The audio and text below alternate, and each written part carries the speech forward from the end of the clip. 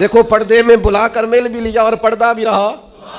چونکہ بات اس طرح کی کہ بات بھی پڑھ فَأَوْحَىٰ إِلَىٰ عَبْدِهِ مَا أَوْحَىٰ، ہم نے اپنے بندہ خاص کے ساتھ وحی کی، ما اوحیٰ جو بھی کی، یعنی پردے میں بلا کے مل بھی لیا اور پردہ بھی رہا۔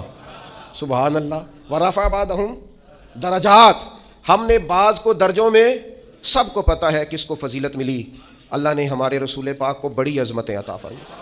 اللہ نے بڑی شانیں عطا فرمائی، اللہ تعالیٰ نے حضور کے ذکر کو بلند کیا، اللہ تعالیٰ نے نبی پاک علیہ السلام کو حوض کوثر عطا فرمایا، اللہ نے محبوب کو کل کائنات کے لیے نبی اور رحمت للعالمین بنایا، اللہ تعالیٰ نے نبی پاک علیہ السلام کو سب سے آخری نبی بنایا، اللہ تعالیٰ نے آپ کو تمام انسانیت کے لیے کرم کرنے والا، ہدایت کا پیغام دینے والا بنا کے بھیجا، اللہ تعالیٰ نے حضور کو گواہ بنایا، بشیر بنایا، نذیر بنایا، اور فرمایا وَلَسَوْفَ يُؤْتِيكَ رَبُّكَ فَتَرْضَىٰ،